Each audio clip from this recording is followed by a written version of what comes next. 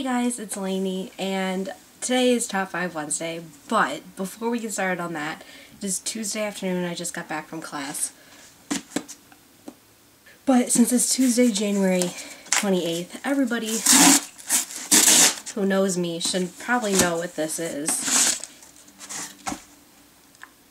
Crystal meth has come in the mail. Seriously, the most beautiful thing in person. I'm true love.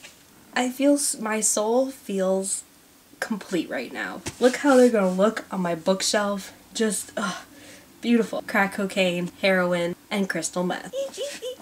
Let's ceremoniously put them up here. Because if you guys have been following me, you know I've already read Into the Still Blue. I received it as an ARC through Edelweiss. So it's complete. It looks beautiful. Look at that. Look at that. Ugh. Into the Still Blue aside, it is Wednesday, so that means we are doing our top 5 favorite authors. This one is incredibly hard for me because I honestly don't have a favorite author. I have like a bubble, and in that bubble are authors I read and I love, and I don't like one above the other. This has been probably my most difficult top 5 Wednesday because I honestly can't categorize favorite authors in a list. So I don't want to cheat, but I am cheating, and I'm saying this isn't quite a top 5 as in 5, 4, 3, 2, 1. This is just my top 5 authors in no particular order. I will say this, so many more people have joined Top 5 Wednesday, which I could not be more excited about because I feel like I've contributed a small great thing to the booktube community, so I'm very excited that all these people have been contacting me on Goodreads wanting to join in. Wednesdays are seriously my favorite day of the week because I watch seriously like 40 Top 5 Wednesday videos now, and it's just crazy. It's crazy. All the new people that have been added are attached to the last person from the last time, so go down and check out the new people that have joined Top 5 Wednesday. You will not regret it, and you should subscribe to these people because this Wednesday family is awesome.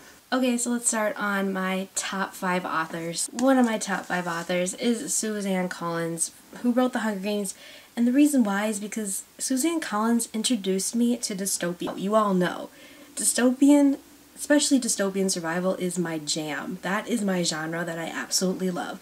And I would not have loved it as much as I do if it wasn't for Suzanne Collins.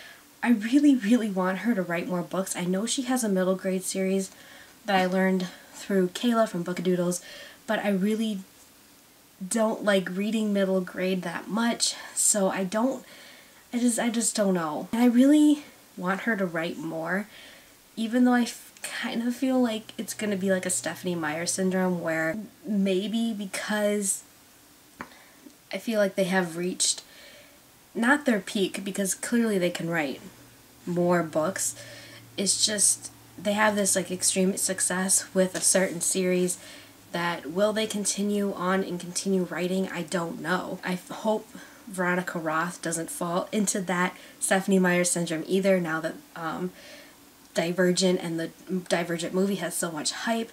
It's just so much. I want so much from them. It's so hard for you to write a book for me to enjoy. I don't know.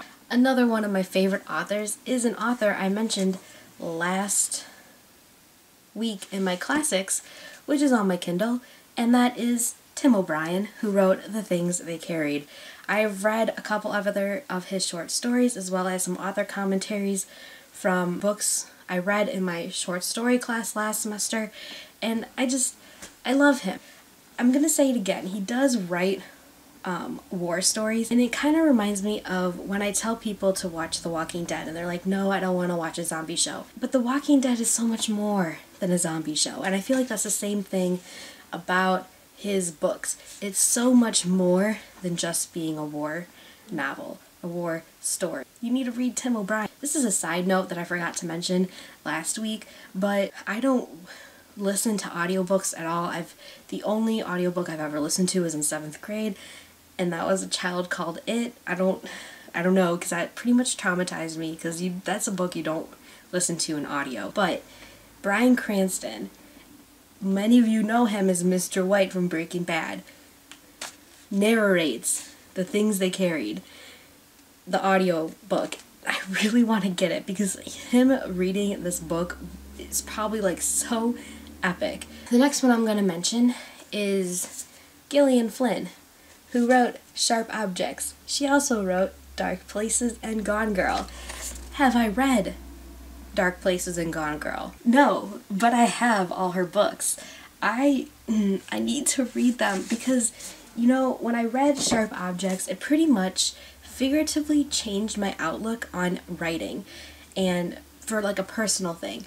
Her writing and her characters are incredible, and I'm so jealous of the way that she can just write these demented characters. Gillian Flynn, my favorite author, introduced me to a whole new type of genre, a whole new type of writing style, just writing in general. She's inspired me so much to write. Another author that's in my top 5 will be J.K. Rowling. Have I finished the Harry Potter series?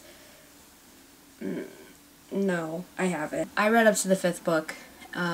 Someone spoiled me about who died in the 5th book, and it kind of just sucked the series life out of me, which is regrettable because over the summer I marathoned the Harry Potter series, movies 1 through 8, and I really fell in love with the whole world and the series and the characters all over again from when I was like 9 years old when I read Sorcerer's Stone. And it was around the 5th, 6th movie I was like, this woman has created this incredible world. Like, no one can touch the Harry Potter world, in my opinion. I mean, I love worlds. I love, obviously, Crack Cocaine. I love the Legend series, Hunger Games world, the Darkest Minds world, but it's like the pinnacle is the wizarding world of Harry Potter, and then everybody else. Like, you can't touch the thought and the creation that was put into this world, and I love J.K. Rowling because of that. I do plan on getting the books again. I want to get the new Scholastic paperback covers, even though I have the books at home, even though mysteriously books 3 and 4 are missing. Regardless, I want to read the Harry Potter series again and fall in love with that series, because that, I would still say, is the series that got me into reading so much, because I mean, I feel like that's true for a lot of, like, you know, our generation, was the Harry Potter series was the series. The last author I'm going to mention is Raymond Chandler. I've mentioned him so much, and he wrote The Big Sleep. He created the noir genre, pretty much. His personal life is very tragic, and I just really like his Philip Marlowe series. I've read 3 of them. There's about, I think, 7 or 8 or 9 maybe. Since I love crime novels and crime writing so much, these books have been pretty much a godsend to me, because I really get to see how crime writing has progressed from the beginning until now. So those are my top 5 authors in no particular order. I hope you guys all have a great Wednesday, and I will see you guys later. Bye!